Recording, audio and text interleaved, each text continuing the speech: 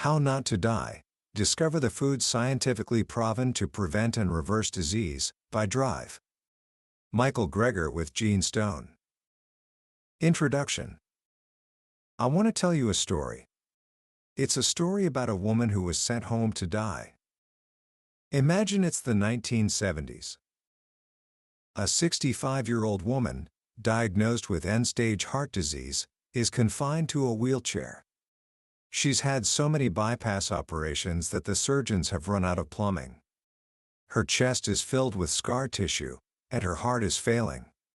The doctors, with heavy hearts, tell her family there is nothing more they can do. Her life, they say, is over. They send her home in that wheelchair to spend her last few weeks with her family. This wasn't just any woman.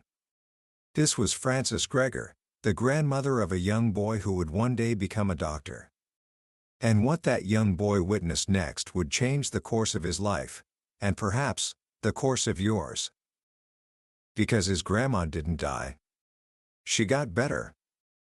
Soon after being discharged, the family saw a segment on the TV show 60 Minutes about a man named Nathan Pritikin, a pioneer who was achieving incredible results reversing terminal heart disease with a simple, plant-based diet and exercise. In a last-ditch effort, Frances Greger made the cross-country trip to his new center. They wheeled her in, but just a few weeks later, she walked out. She went on to live another 31 years, long enough to see that little boy who watched her recovery and awe graduate from medical school. That little boy was Drive. Michael Greger, the author of the book we're diving into today, How Not to Die. His entire life's mission was sparked by that one incredible event. It planted a question in his mind that he would spend the rest of his career trying to answer: if the cure to our number one killer could be found not in a pill bottle, but in our kitchens, what else have we been missing? This book is the answer to that question. It's not just another diet book. It's a revelation. It's an investigation into the 15 leading causes of premature death in America, heart disease, cancer, diabetes, and more, and a meticulous breakdown of the scientific evidence showing how a whole food, plant-based diet can help prevent, treat, and in many cases, even reverse them. Today, I'm going to share the most powerful lessons from this groundbreaking work. By the end of our time together, you'll understand that your health is not a matter of luck or genetics. It's a choice. And you will have a clear, simple roadmap for how to make choices that can add not just years to your life, but life to your years. So, let's begin. Book summary. Think about this for a moment. Most deaths in the United States are preventable. They're tied directly to what we eat.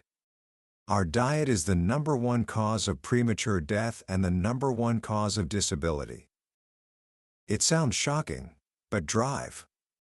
Greger lays out the evidence piece by piece. We're living in what's called the age of degenerative and man-made diseases. A century ago, the top killers were infectious diseases like pneumonia and tuberculosis. Today, they're lifestyle diseases, heart disease, cancer, and stroke. And this isn't because we're just living longer. When people move from parts of the world where these diseases are rare, like rural Africa or China, to the United States, their disease rates skyrocket. They adopt the Western diet, and they get Western diseases. It's not in their genes, it's on their plates. The science is overwhelming. Our genes often only account for 10 to 20% of our risk for our leading killers. The other 80 to 90%? That's our lifestyle. Your family history doesn't have to become your personal destiny. The primary reason diseases run in families is that diets run in families. So what's the problem with modern medicine? Drive. Greger uses a powerful analogy. He says our current healthcare system is like mopping up the floor around an overflowing sink instead of just turning off the faucet. We're masters at managing the symptoms of chronic disease. We have pills for high cholesterol, pills for high blood pressure, pills for high blood sugar. But these pills rarely address the underlying cause of the illness. Drug companies are more than happy to sell you a new roll of paper towels every single day for the rest of your life. But no one is making a profit from turning off the water. Drive. Gregor's grandmother didn't have a drug deficiency. She had a food problem. And when she changed her food, her body started to heal itself. This is the central, most powerful idea in the entire book. Given the right conditions, the body can heal itself. Think about it. If you whack your shin on a coffee table, it gets red, swollen, and painful. But if you just leave it alone, it heals. Your body knows what to do. But what if you kept whacking your shin in the exact same spot, 3 times a day, breakfast, lunch, and dinner? It would never get better. You could go to a doctor who would give you painkillers. And the pain would feel better. You might even think, thank goodness for modern medicine. But you'd still be injuring yourself every single day.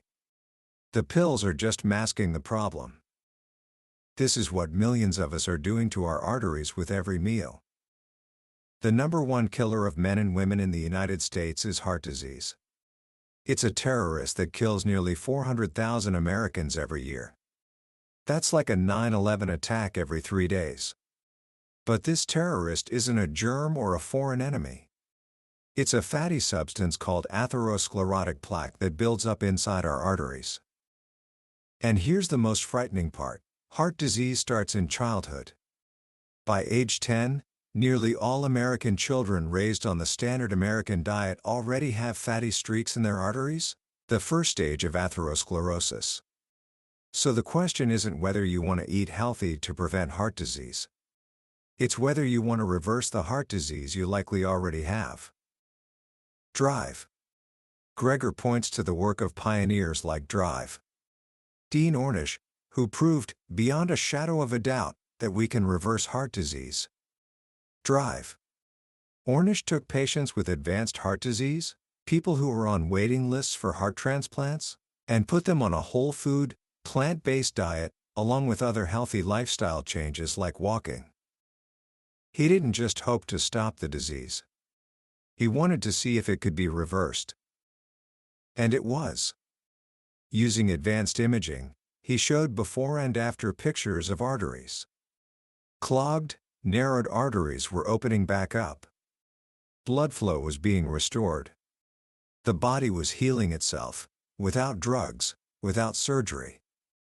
It was a medical breakthrough that should have changed the world. So why didn't it? Why are we still performing hundreds of thousands of bypass surgeries and prescribing billions of dollars in statin drugs? Drive. Gregor realized a depressing truth.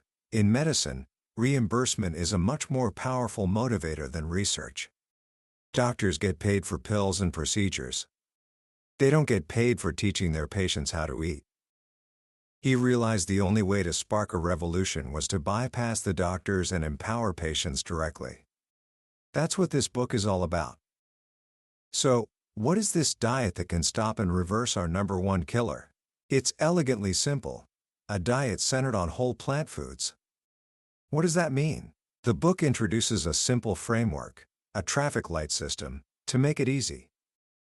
Green light foods are the healthiest of the healthy.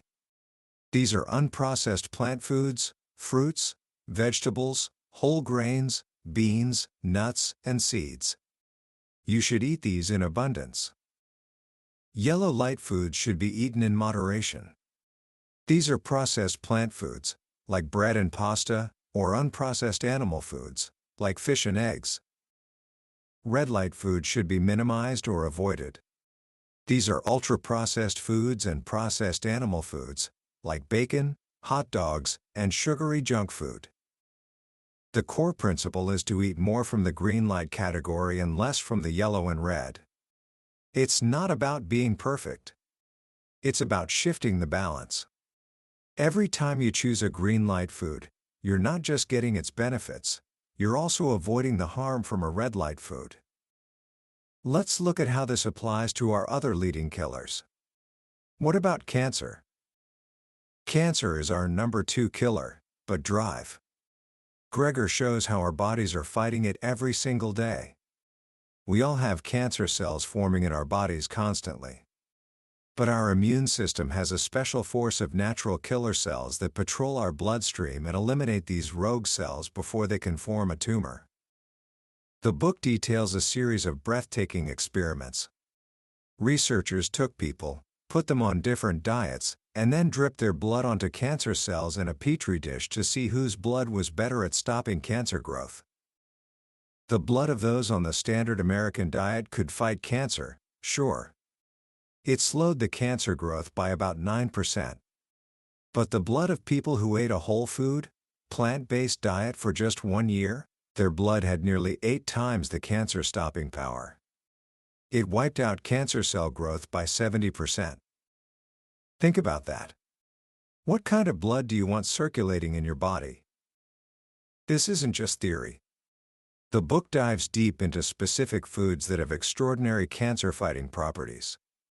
Cruciferous vegetables like broccoli, for instance, contain a compound called sulforaphane. It's one of the most powerful anti-cancer compounds ever discovered.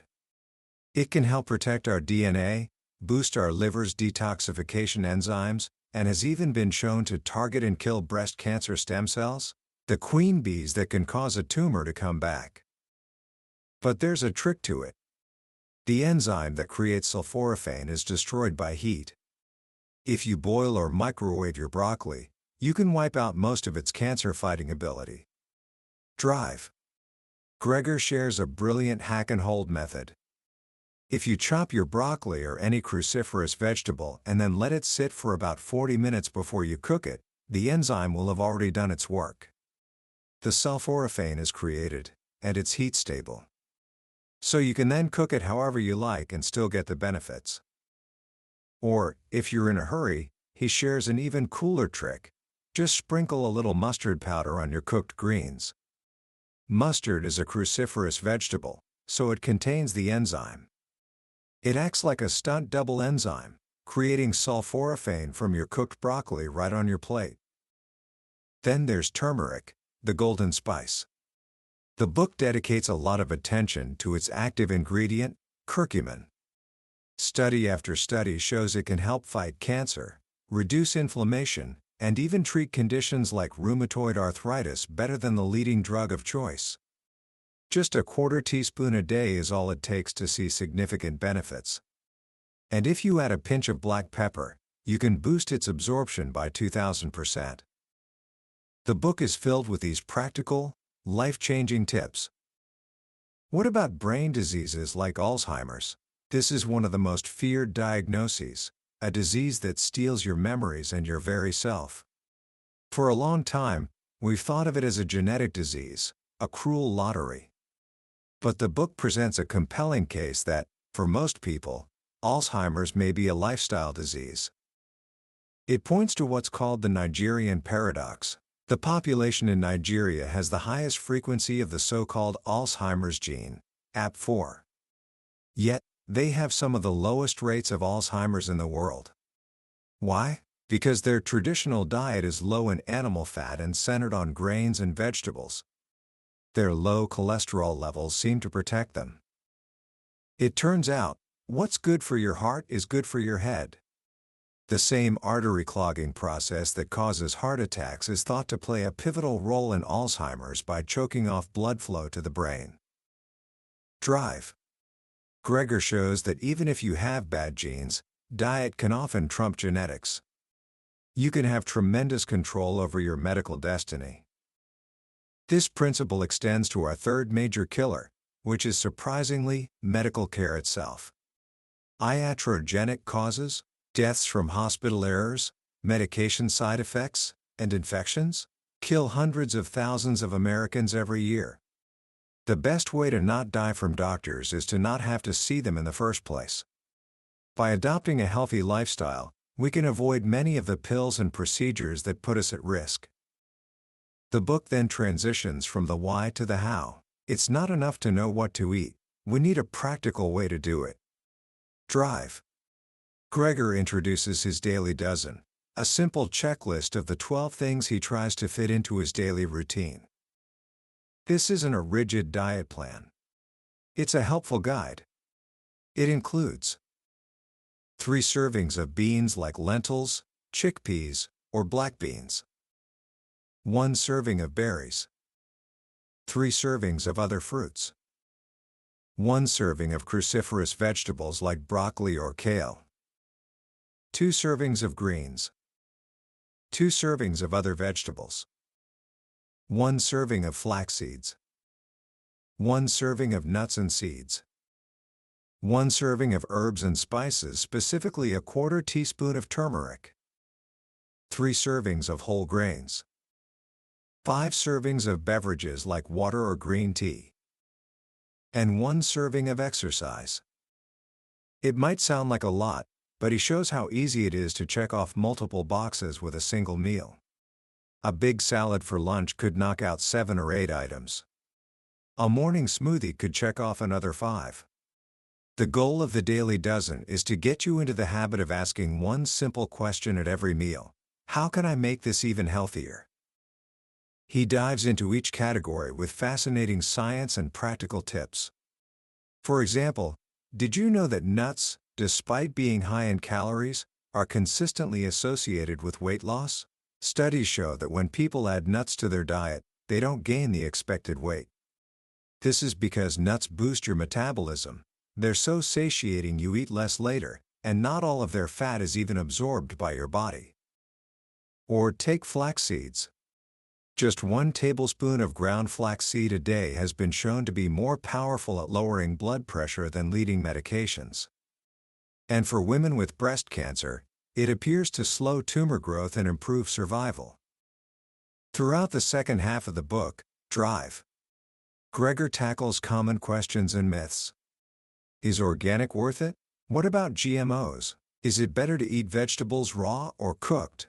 He answers these with evidence, not opinion. For instance, some nutrients are destroyed by cooking, but others, like the lycopene in tomatoes, become more available. The best approach is a mix of both raw and cooked. He talks about the simplest things, like adding vinegar to a meal to blunt the blood sugar spike, or drinking hibiscus tea to lower blood pressure as effectively as some drugs. But perhaps the most profound idea in the entire book is about aging itself. At the tip of each of our chromosomes, there's a little cap called a telomere. You can think of it like the plastic tip on a shoelace that keeps it from fraying. Every time our cells divide, a little bit of that cap is lost. When the telomere is gone, the cell dies. Telomeres are like our life's fuse. Smoking, for example, is associated with triple the rate of telomere loss. But eating fruits, vegetables, and other antioxidant-rich foods is associated with longer, more protective telomeres. Drive. Gregor details the landmark research by Drive. Dean Ornish and Nobel Prize winner Drive. Elizabeth Blackburn. They found that a whole food, plant-based diet and other healthy lifestyle changes could significantly boost the activity of an enzyme called telomerase, the enzyme that rebuilds our telomeres. In a follow-up study, they measured the telomeres of men who adopted this lifestyle. In the control group, their telomeres predictably shrank with age. But in the healthy living group, their telomeres didn't just shrink less. They actually grew longer. 5 years later, they had reversed cellular aging. It was the food that did it. This is the ultimate promise of the book. It's not just about avoiding disease. It's about slowing, and in some ways even reversing, the aging process itself. It's about taking the power back from the food industry, the pharmaceutical industry, and even our own genes, and placing it firmly back on our own plates. The message is not one of fear or restriction. It is one of profound hope and empowerment. The vast majority of premature death and disability is preventable. We have the power to change our health destiny. And it all starts with our very next meal. Commentary. As I finished reading How Not to Die for the first time, I had to just sit with it for a while. It's a book that doesn't just give you information, it changes the way you see the world.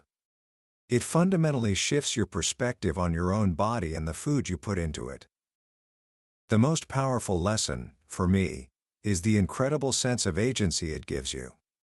We live in a culture that often treats health as a lottery. You either have good genes or you don't. You either get sick or you get lucky. Drive. Gregor demolishes that myth with an avalanche of scientific evidence. He shows us that our choices matter. They matter profoundly. The story of his grandmother is the perfect embodiment of this. The best doctors in the world had given up on her. But her body hadn't. It just needed a chance to heal. That's a revolutionary idea in a world that pushes a pill for every ill.